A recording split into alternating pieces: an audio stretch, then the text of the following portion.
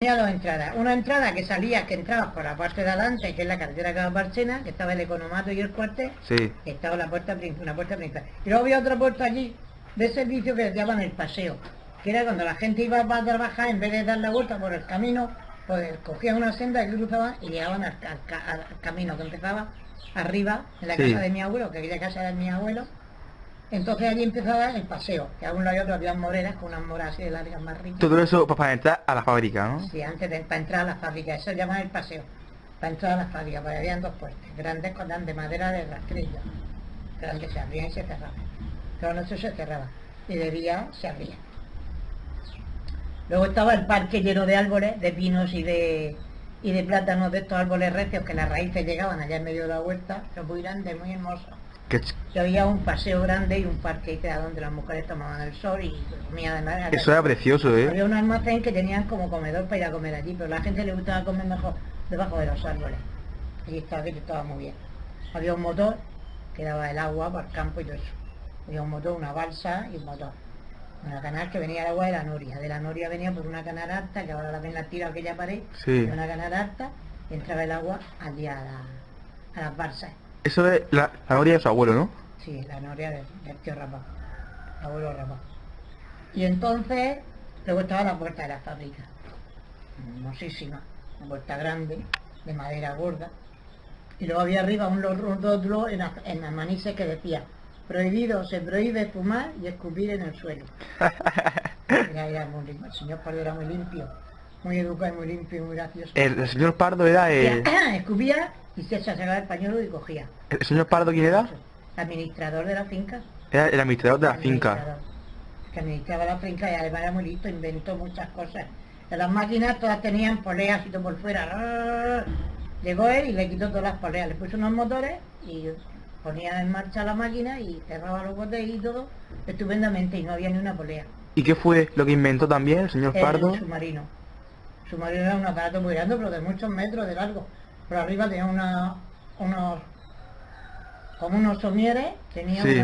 ¿cómo se llamaba aquello? Unas placas que iban dando vueltas y el albaricoque por aquí. Las mujeres iban por si a echar un hueso o algo así quitándole. Y ya se metía a una escalera y iba cociendo con vapor de agua, con vapor. Sí. La cocía y luego caía en una plancha grande, caía la fruta toda y las mujeres allí con la pala llenando botes. Y enseguida la cerradora Qué cerrando. chulería. Muy elegante la máquina era y muy limpia.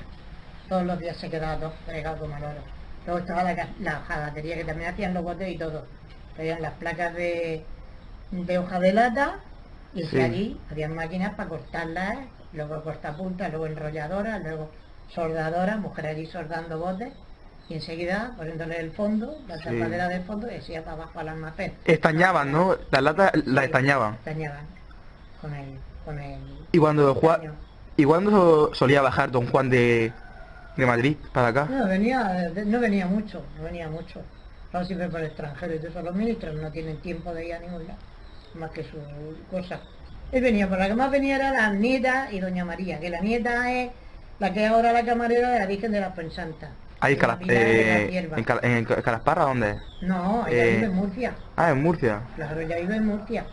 Y ella vivía, entonces don Juan tenía una casa ahí en Santo Ángel, cerca Sí. del santuario de la Fuensanta. Tenía una casa, decían El Pino, que tenía un pino muy grande y decían El Pino, que era en Santo Ángel. Allí vivía don Juan, que una casa bien. No era un palacio, era una casa, pero buena, bien. ¿Y me puede contar ahora lo que me ha contado antes de cuando bajaba don Juan de Del Madrid? campo, pero no, pues muchas veces cuando venían se hacían a recorrer el campo a andar, porque le gustaba andar. Entonces iban andando. Y luego un perro llamado Surge, perro muy hermoso, que luego lo mató una alsina, de alsina lo cogió y lo mató. ¿Quién lo mató? ¿Quién lo mató? Una alsina, una catalana. Alsina. ¿Qué es eso? O un coche de línea que baja de Ah, Alsina. un coche, Sí, sí. alsina. Le dicen alsina, nosotros decíamos la catalana, pero alsina. Entonces, pero eso después.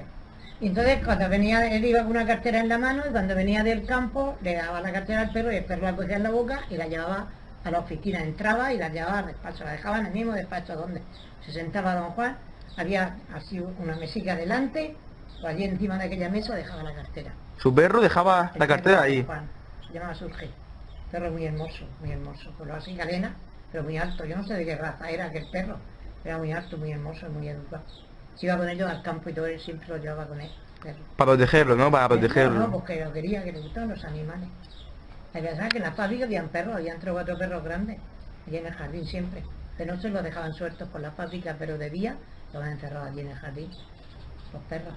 ¿Y me puedes contar cómo era la casa? ¿Cómo estaba la casa? La casa era, pues como es ahora, pero entrabas, la casa tenía 2 entradas, una por el jardín, que era donde estaba la verja esa de hierro tan grande, tan hermosa, que era como Sí. una puerta grande de hierro gordo, muy bien, estaba cerrada, y luego había otra puerta de madera grande, grandota, pero puertas grandes, no puertecitas, no eran puertas como el fueran de cochera, igual, Sí. grandes. Entonces entrabas y estaba a la derecha, había una habitación, un despacho, que era de don Ricardo. Cuando venía don Ricardo, de aquel su despacho. Lo recuerdo era Don el... Ricardo era hijo de doña María de la Ciudad, tenía don Juan y don Ricardo y Juan. Sí. Al mayor le decían don Juanito, como don Juan se llamaba el padre, para el hijo para conocerlo Juanito. Y a don Ricardo, Ricardo. Entonces, don Juanito vino muy poco, vino algunas veces, pero muy pocas veces, siempre estaba ocupado en lo suyo, pero vino algunas veces, siempre en el verano.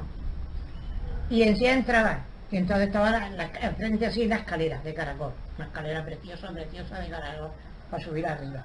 Luego había allí un salón grande, donde estaba la escalera, un salón grande, allí había plantas, macetas y cosas así. Y si yo subía arriba, entraba, había un salón, había un pasillo, entonces había un salón donde estaban, un salón muy hermoso, grande. Luego había una habitación, había 8 o 10 váteres, tazas de váter, Sí. para las criadas y todo eso, para la gente y el servicio. Luego estaban los cuartos de baño ya cerca de los dormitorios. Habían dormitorios, ¿cuántos dormitorios había? Vamos, don Juan, doña María. Habían 6 dormitorios, 6 dormitorios. 6 dormitorios en la casa. 6 dormitorios, claro. Y donde venía doña María, venía la nieta, venían los otros nietos, venían los hijos, allí todo el mundo. Muchas veces por la noche se iban a dormir allá, a Santo Ángel, pero casi siempre estaban allí. Hacían las matanzas y todo aquí, hacían las matanzas. Y tenía una ermita también, ¿no? No, en el almacén, en una de las almacenes que había a la entrada, antes, en el mismo parque, Sí. que era donde estaban las mulas y todo eso, cuadras. Entonces ahí cortaron un pedazo. Y en ese pedazo hicieron un tabique, pusieron unos asientos, unos bancos, y hicieron allí un altar en la pared, y allí pusieron un tapiz con los granates hechos pliegues, y allí pusieron un crucifijo.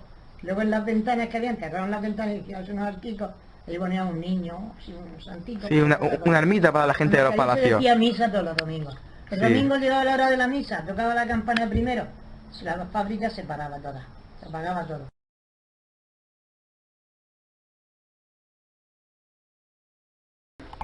La fábrica de don Juan de la Cierva se inaugura en el año 1919. Don Juan de la Cierva era un ministro conservador de la España de la Restauración de la época de Alfonso XIII, que ocupó varios ministerios, que fue presidente de gobierno. Y el año 1911 era en Murcia, de Mula, porque lógicamente tenía relación con toda la oligarquía de entonces, con el conde de Roche, con los Servet, con los Brugarola, toda la gente importante que había entonces en Murcia, un poco las caciques locales, ¿no? Entonces, don Juan de la Cierva a don Sebastián Servet le compra una finca en el Esquí. Esa finca... ¿Molesta? Esa finca era la finca más pequeña que la que luego él conseguiría. Era una finca de secano, que tenía una casa, y también tenía 300 hectáreas de regadío, que se regaban por una noria, que existiendo, que esa noria está catalogada actualmente en BIC, con el número 1, antiguamente estaba catalogada como Monumento Nacional, y posiblemente con la anterioridad de don Sebastián Servet, toda esa vivienda, toda esa propiedad perteneció a los Brugarola, don Sebastián Servet era heredero de los Brugarola, posiblemente con anterioridad a los Marcos, en el siglo XVIII. La cuestión es que don Juan de la Cierva compra la finca, compra el secano, y entonces el secano lo convierte en regadío. Para eso, ¿qué hace? Para eso se trae 3 motores, y con impulsión eléctrica los impulsa de la cequeta hasta lo que se llama el motor de Piccolo, que era a media altura, y ahí el agua se embalsaba. Había otro motor que impulsaba el agua hasta la parte última, que es más o menos a la altura actualmente de la autovía. Entonces de ahí ya, por derivación, por gravedad, el agua iba bajando. De tal manera que al final, pues, el número exacto de hectáreas de hectáreas que tenía, no lo recuerdo, pero toda la finca la puso en regadío, una finca muy grande, que lo que sí creo que abarcaba el 60% del término municipal de Lorquí. Inclusive tenía parte actualmente urbana, tenía todo lo que ahora es la parte de la piscina, el polideportivo, el cementerio, todo eso en el año pertenecía a Don Juan de la Cierva. Como digo, la ponen regadío, ¿le ponen regadío para qué? Para cultivar la albaricoque. ¿Albaricoque por qué? Porque él quiere hacer el llamado orellón de albaricoque, que era, pues, albaricoque en almíbar. Entonces, en la finca la empieza a transformar en el año 1912, entre el año 12 y 1919, lo van creciendo y ya en el año 1919 tiene cosecha suficiente como para poner en marcha lo que es la fábrica de conserva. La fábrica de conserva, que tenía 2 chimeneas, de conserva que daba trabajo a cientos de personas. Venía personas, todo lo que era el bote, de la chena, bajaban para trabajar. Evidentemente, la época dorada de la fábrica fue en los años 20, la época en la que todavía tenía cargos políticos. Se mantuvo hasta el año 1936, y que como consecuencia del golpe de Estado de Franco, y lógicamente él estaba afín a los, si no a los golpistas, si a la derecha se pasaba al golpe de Franco, pues entonces la fábrica fue incautada por las autoridades locales, que en ese momento, como el equipo estaba en la parte republicana, se hacen cargo de la gestión. Al acabar la guerra, bueno, en la guerra Don Juan murió, y al acabar la guerra le devuelven la finca y le devuelven la fábrica a su heredera, a su viuda, doña María Codornín. Y la fábrica se fue funcionando en los años 40, los años 50, pero ya a partir de los 50, cada vez con menos actividad, y finalmente, pues lo que es la fábrica dejó de funcionar en la década de los 60 del siglo pasado. El mérito de esa fábrica es que, evidentemente, en la fábrica de Lorquí pasa del pimentón, que era la primera actividad manufacturera que había en el pueblo, a lo que es la conserva, y que fue escuela de todas las conserveras que vinieron después. La conservera de María Martín, la conservera de Eduardo Martínez, la conservera de los tipos, la conservera de Simón, todas las conserveras de Daniel Dávalo, todas las conserveras que en la segunda mitad del siglo XX hubo en el municipio. ¿Y de la casa que nos puede comentar? Vamos a ver. Cuando Don Juan compra la finca, había una casa. Una casa porque no Sebastián Sever venía temporada Sever. Yo soy de lo que vino que la estructura antigua de la casa posiblemente sea del 18, de los Marcos, posiblemente de Antonio Marco Carrillo. La casa era una casa torre. Don Juan la compra, lógicamente con toda la finca, y al hacer la fábrica, él lo que hace es una estructura, aconsejamos a lo que es la casa principal, le añade 2 salas que comunican con la fábrica. De tal manera que se configura una especie de patio interior entre lo que es la estructura de la casa y lo que es la fábrica de conserva. Dentro de esa estructura exterior de la casa, en realidad la vivienda de Don Juan era solamente la parte antigua, la parte existente cuando él la compra, que es la parte que da para Lorquí, la parte que da para adelante, la parte mejor acondicionada, la parte que conserva todavía el mirador, con la rejería antigua modernista. Esa es la vivienda suya. Y luego, en lo que es la parte que da para el norte, justamente en lo que da para la carretera de la Chena, ahí se levanta la vivienda del administrador, que durante muchísimo tiempo fue el señor Pardo. Debajo de la vivienda del administrador está una gran puerta de garaje que da acceso al patio y del patio a la fábrica. Una vez que uno pasa accede por la puerta de garaje, la gran puerta de parador grande por la que podían entrar perfectamente camiones, nada más franquear esa puerta, a mano izquierda había una puerta pequeña que daba acceso a todo lo que son las oficinas. Posiblemente pues era un espacio de unos 200 metros cuadrados que a su vez tenía conexión con el despacho inferior de Don Juan y de sus hijos allí en la fábrica. La parte superior de vivienda. La parte superior de vivienda, lógicamente, actualmente no conserva nada. Me refiero a nivel de cosas mobiliarias. Tiene 2 cosas muy interesantes.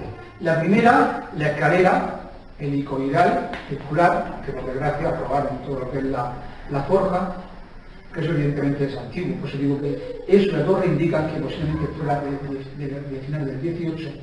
Y luego, la estructura interna ya la condiciona Don Juan para lo que él era. Don Juan de la Cierva había tenido varios atentados, y entonces su dormitorio es un dormitorio interior, totalmente interior. A su vez rodeado de otro dormitorio donde vivían, pues, digamos, sus guardaespaldas, la guardia de la que tenía, para garantizar la seguridad.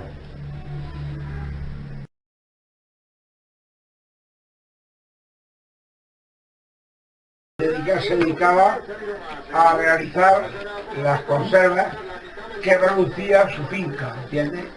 Hay una finca que empezó con 2.000 taullas y terminó con 8.000 francos, con 8.000 taullas. Que parte de esas taullas, como él compró 2.000, pues luego todas las que le brindaban se las iba inscribiendo por la ley del artículo 120 de la ley hipotecaria. Es decir, que hay una ley que el gobierno, todas aquellas tierras que no tenían propietario, uno se las podía adjudicar, hacer escritura y ser como suya, y era legal. Entonces la finca, se crea una fábrica de conservas, las tierras, la cierva la entregaba a medieros, que ponía todo el trabajo, y la empresa ponía la mitad de los abonos y productos de insecticidas y fumigaciones y de esas cosas.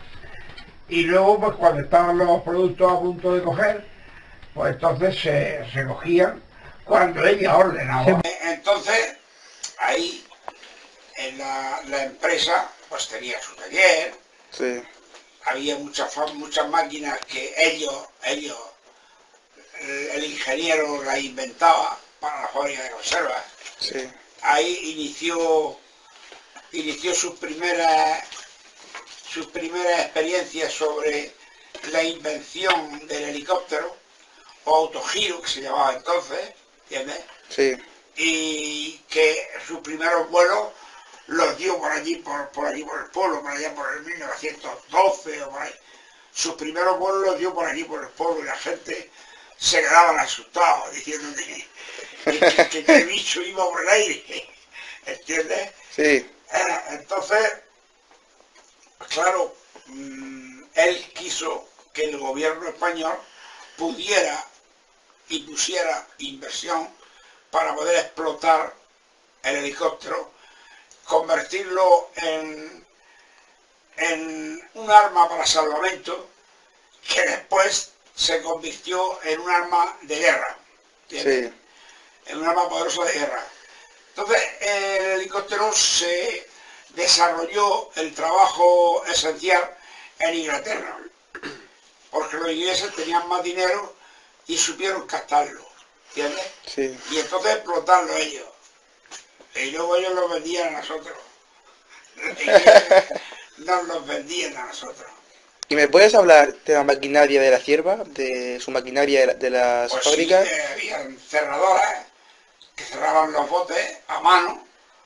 Eso lleva una especie de máquina que lleva un troquel, el cual entra el bote justo, ¿entiendes? Se le pone la tapa encima y con la mano daba vueltas y se iba cerrando con el troquel de arriba, se iba cerrando el bote y se quedaba automáticamente cerrado. Luego los botes se iban todos apilando boca abajo, porque si había alguno que perdía agua, al estar boca abajo, manchaba el bote de abajo y se veía, y lo iban escogiendo los botes buenos y los botes regulares. Y entonces inventó un aparato que se llamó un submarino, que era que se llenaban los botes y en una cadena pasaban y ya luego salían por otra, salían ya cocidos. O sea que las demás fábricas tenían que meterlos en calderas, cocerlos, sacarlos, y ella no, su fábrica pasaban por una cinta y salían ya cocidos. ¿Qué pasa? Que entonces había muchos empresarios extranjeros que querían copiar esa máquina, pero nunca dejó a nadie entrar a verla. Estaba prohibido. Y cerrada. ¿Entiendes? Estaba prohibido. Los encargados tenían prohibido que allí entrara nadie que no fuera del pueblo o no fuera persona acreditada, ¿entiendes? Y era una de las empresas entonces muy adelantadas, muy adelantadas. En una ocasión hizo una compra de botes que ponía, el contrato decía, compro tantos botes de 5 kilos aproximadamente, ¿no? ¿Qué pasa? Que luego el melocotón o albaricoque Sí. bajó mucho de precio una vez que él hizo el contrato. Y él, como era tan hábil, pues dice, sí, oiga, que usted se tiene que llevar los botes, me los tiene que pagar y tal, ¿de acuerdo? Mandó el camión, un peso y 2 mujeres allí sentadas. Iban pesando los botes. Y todo el que no pesaba 5 kilos justos, pues eso lo devolvía. Como eran 5 kilos, porque después ya se puso aproximadamente, para que nunca fallara. Sí. Pero en el momento él puso en el contrato 5 kilos. Y como la conserva bajó mucho, él tenía que asumirla, y luego donde salía a vender muy barata. Pues dice, no, yo recojo, hago, peso todos los botes, y es que no pesa 5 kilos y lo echo para atrás. ¿Qué pasa? Que luego, en una partida de 5.000 botes, se traía 10 botes, porque no pesaban los 5 kilos justos. Después ya, con esa teoría, se aprendió que otros empresarios, cuando vendían botes y tal, ya ponía 5 kilos aproximadamente, con el fin de que el tío se los tenía que llevar todos, porque eran a peso aproximado. Además, tú ya lo verás en todos los botes, con el peso aproximado, tanto. Pues eso nace de aquella anécdota de los Juan de la Cierva, ¿sabes? ¿Y de la casa? ¿Sabrías algo de la casa? Pues la casa la estableció ahí con el fin de veranear, de venir los veranos él a veranear. Y su mujer también venía, luego murió Juan de la Cierva, se quedó viudo, quedó doña María, la cual conocí personalmente, ¿entiendes? Sí. Sí, la conocí personalmente porque resulta que en aquella época yo era monaguillo. Y él, como la tía tiene tanto poder, pues hizo una ermita allí en la fábrica, y todos los domingos iba el cura y el monaguillo que era yo a decir misa para que la viera ella y su familia y algunas personas, mujeres acreditadas de los empleados. Sí. Y ahí siempre me daba alguna propina a ella, ¿entiendes? Sí. Era una señora que tenía aparentemente buena bondad, era bondadosa y era muy católica. Y en una ocasión, pues el cura del pueblo, que se llamaba don Daniel, Sí. cuando yo era monaguillo, hablando con doña María de la Cierva, le propuso que vendiera las tierras a los medieros, Sí. se las pagaran poco a poco para que ellos tuvieran, digamos, más poder adquisitivo Sí. en la tierra, ¿entiendes? Y ella le pagarían poco a poco. Y no quiso. El don Daniel hizo un escrito al Ministerio de Agricultura a ver si eso se podía hacer, Sí. y se le dieron la negativa, ¿sabes? Le dieron la negativa y luego lo trasladaron al cura. Trasladaron a otro pueblo para que no se mezclara el asunto de esa índole, ¿sabes? Porque al parecer se veía perjudicada la empresa o la dueña. Sí. Que luego al final, ya el cambio político, cuando ya vino la democracia, pues resulta que ya temieron que en el gobierno democrático que hubiese, pasaría lo que pasó, que decretó que todas las tierras a rento o a medias podían ser adquiridos por los propietarios siempre y cuando hubiera un acuerdo entre ambos. Pero el acuerdo tenía que llegar y la obligación de hacerlo era ley. Sí. ¿Entiendes? Y ya se hizo mucho de eso. Se compró, se vendió la finca entera a propietarios allí del pueblo, de Archena, de la Algaida, gente que llevaba las tierras. Y luego las tierras que estaban de secano, pues las puso en venta. Mis cuñados y yo mismos compremos 200.000 metros cuadrados de terreno, muy barato, se vendía entonces. Entonces, a raíz de eso, se crea en La Horquilla el polígono industrial, Sarragar 1, en esas tierras que habían sido propietarios la Cierva, lo llamaría la Cierva.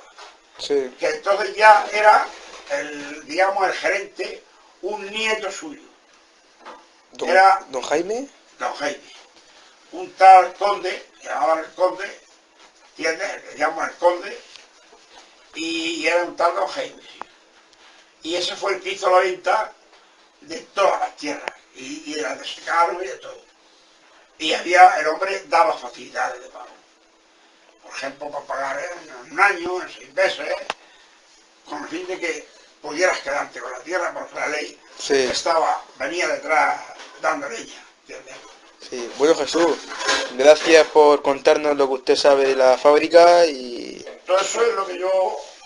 Hay alguna anécdota graciosa, como ese del peso, de la potre y tal, que en realidad en la mente de mucha gente de ahora no les cabe porque tampoco es una ley, ¿no? ¿Entiendes? Hay que vender como las cosas como se venden, ¿entiendes? Sí, entonces él hacía esa forma de comprar y vender cuando a él le interesaba una cosa, lo hacía de una manera, y cuando no le interesaba, lo hacía de otra. Entonces ya después, pues ya doña María murió, se quedaron los herederos, ¿entiendes? Que uno de ellos fue político con el PP hace poco tiempo, que fue ministro de Educación aquí en Murcia. Bueno, ministro, era consejero, era consejero de la Sierva, era consejero de Educación y Ciencia. Yo llegué a conocerlo en una o dos ocasiones que vino aquí, o sea, en plan político, ¿entiendes? Y también en la noria, una noria, las dos primeras norias que se hicieron en el pueblo, la hicieron ellos, la sierva. Y la hizo un mecánico que tenían ellos, que era de aquí del pueblo, que se llamaba Pepe Rapao. Sí, el abuelo de Lola de Rapao, ¿no? Exacto, un tío. ¿Un tío? Hermano de su padre. Ah, bueno. Hermano de su padre, y el Pepe Rapao. Que era un buen mecánico, un buen técnico, y fue obra suya. Y de ahí se estuvieron regando muchas tierras que estaban más altas que la acequia, que toda la noria la elevaba arriba, y era una forma, ahora ya lo hacen los motores, pero antiguamente no había motores. Y esa era una medida natural, y además de que no podía producir contaminación ninguna, era totalmente, ese sistema era ecológico. Elevar el agua arriba para poder regar las tierras, que todavía se podía hacer en muchos sitios. Lo sé. Prueba de ello que es la noria de la Orquina, la guardan como modelo, ya el tío Rapao, porque la hizo el tío Rapao. Bueno, ya cuando se fue viejo ya era tío Rapao. Claro. Uno es joven, cuando es mayor y ya viejo, dice el tío tal, el tío tal, el tío cual. Bueno, Jesús, muchas gracias y buenas noches. Bueno, hombre.